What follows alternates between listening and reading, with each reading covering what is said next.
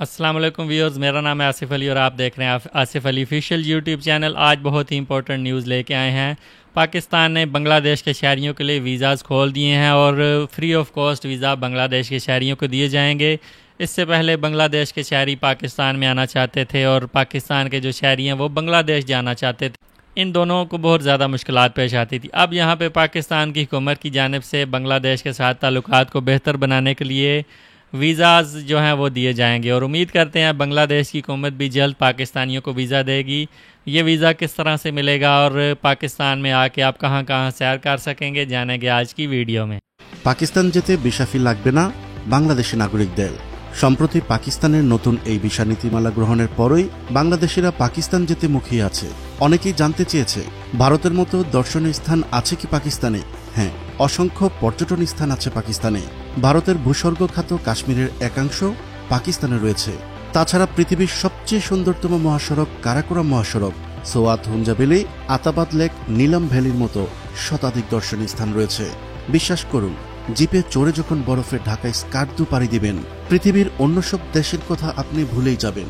কিন্তু কিভাবে পাকিস্তান যাবেন, কত টাকাই বা খরচ হতে পারে, তা জানাবো আজকের এই ভিডিওতে। চলুন শুরু করা যাক। প্রথম ধাপেই অনলাইনে পাকিস্তানের ভিসা আবেদন করতে হবে বা কাছের কোনো কম্পিউটার দোকান থেকে আবেদন করা যাবে।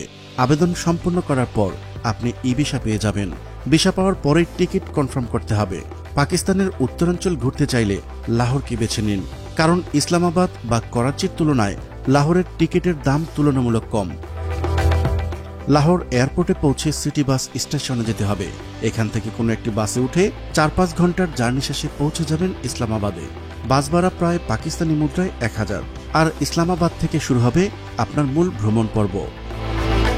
খাইবার পাখতুনখা, গিলগিট বালুচিস্তান এবং আজাদ কাশ্মীরের যে কোনো অঞ্চল থেকে ঘুরতে পারবেন।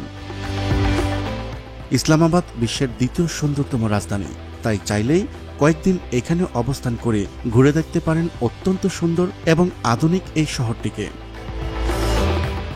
নর্থ পাকিস্তানে পর্যটন স্থানের অভাব নেই। কয়েকটি আকর্ষণীয় স্থানের মধ্যে রয়েছে Swat Kumrat valley, Kalam valley, Mahodand lake, Hunza valley, Attabad lake, Baltit fort, Skardu, Sarfaranga cold desert, Kachura lake, Azad Kashmir ও মুজফফরাবাদ সিটি সহ নীলাম ভ্যালি। পাকিস্তানে কোন সময় ভ্রমণে যাবেন? পাকিস্তান ভ্রমণের অফ সিজন হল মে থেকে নভেম্বর মাস পর্যন্ত। এই সময় গেলে গাড়ি ভাড়া, হোটেল ভাড়া অনেকাংশেই কমে যায়, তাই কম খরচে ট্যুর করতে চাইলে এই সময়টা বেছে নিতে পারেন।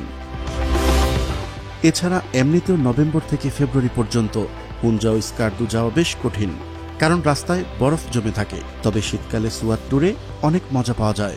এই সময় সুয়াতে আইস স্কেটিং সহ বিভিন্ন ধরনের ইউন্টার গেম চলে। তারপর চলে যেতে পারেন পৃথিবীর সবচেয়ে সুন্দরতম সড়ক কারাকোরাম মহাসড়কের দিকে। বিশ্বাস করুন, খোলা জিপে চড়ে যখন কারাকোরাম পাড়ি দিবেন, সেই অনুভূতি ভাষায় প্রকাশ করার মতো না। আজাদ কাশ্মীরেও যেতে পারেন পীর চিনসি রোড দিয়ে।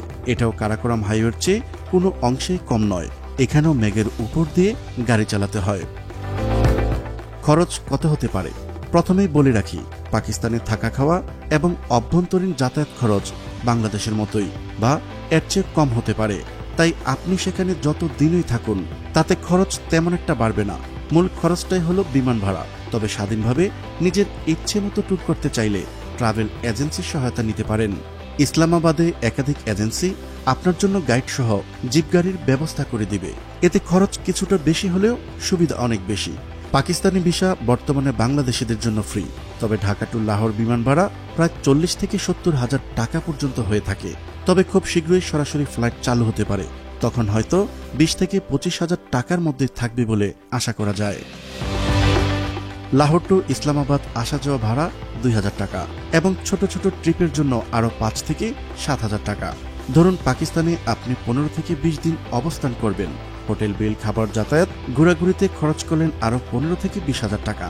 তাহলে সব মিলে মোট খরচ হতে পারে ৬০ থেকে ৭০ হাজার টাকার মতো। প্রিয় দর্শক, আজ এই পর্যন্তই। শুরু থেকে শেষ পর্যন্ত চেষ্টা করেছি পাকিস্তান ভ্রমণের সঠিক তথ্য উপস্থাপন করতে। কোথাও কোনো তথ্যগত ভুল কিংবা আপনার পরামর্শ থেকে থাকলে তা কমেন্ট করে জানাতে পারেন। দেখা হচ্ছে পরবর্তী ভিডিও। जी तो गाइस, ये थी आज की न्यूज़। बांग्लादेश के शहरी पाकिस्तान के अंदर टूरिस्ट वीज़ा पे आ सकेंगे और बहुत ही आसान तरीके से ऑनलाइन टूरिस्ट वीज़ा हासिल किया जा सकता है। जिस तरह उन्होंने बताया कि किसी भी कंप्यूटर शॉप या अपने घर पे बैठ के आप ई वीज़ा अप्लाई कर सकते हैं और पाकिस्तान की हुकूमत आसानी के साथ बांग्लादेश के शहरियों को वीज़ा दे देगी। ढाका से आप फ़्लाइट लेके लाहौर आएंगे और लाहौर से बस के थ्रू इस्लामाबाद जाएंगे और इस्लामाबाद से आप आगे आज़ाद कश्मीर और गिलगित बल्तिस्तान जैसे खूबसूरत इलाकों की सैर कर सकेंगे। वहाँ पे जाके खूबसूरती को एंजॉय कर सकेंगे, वहाँ के खाने खा सकेंगे, पाकिस्तान के लोगों से मिल सकेंगे और पाकिस्तान के कल्चर को जान सकेंगे। जैसा कि आप जानते हैं, एक वक्त था पाकिस्तान और बांग्लादेश एक मुल्क होते थे और दोनों मुल्कों के जो लोग हैं, यंग जनरेशन है, वो एक दूसरे को मिलना चाहती है। पाकिस्तान के लोग बांग्लादेश में जाके उसको देखना चाहते हैं और उसकी खूबसूरती को देखना चाहते हैं, क्योंकि उनको ऐसा लगता है कि बांग्लादेश हमारा बिछड़ा हुआ भाई है और हम एक दफ़ा इस ज़मीन को देखना चाहते हैं, उस पर कदम रखना चाहते हैं, उसकी खूबसूरती को एंजॉय करना चाहते हैं।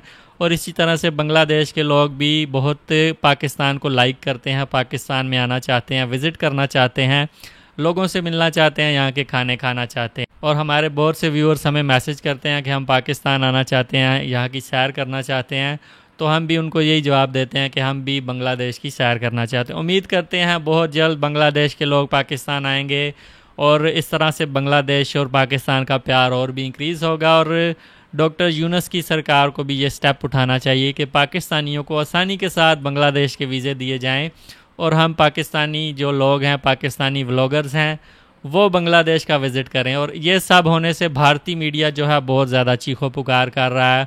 भारतीय मीडिया का कहना है कि पाकिस्तान और बांग्लादेश को हमने इतनी मुश्किल से दूर किया था, लेकिन ये दोनों मुल्क तो बहुत ज़्यादा करीब आ गए हैं और बांग्लादेश पाकिस्तान डिफेंस डील्स भी कर रहे हैं। तो बहुत अच्छी डेवलपमेंट्स हुई हैं। शेख हसीना की पपेट सरकार जाने के बाद जो है भगोड़ी बन गई है और इंडिया के अंदर उस छुपी हुई है, इंडिया ने उसको पनाह दी हुई है। तो बांग्लादेश के लोग इंडिया का जो चेहरा है वो जान गए हैं और पाकिस्तान के लिए बांग्लादेश के लोग बहुत ज़्यादा प्यार से यहाँ पे डील कर रहे हैं। आप क्या सोचते हैं वीडियो के बारे में?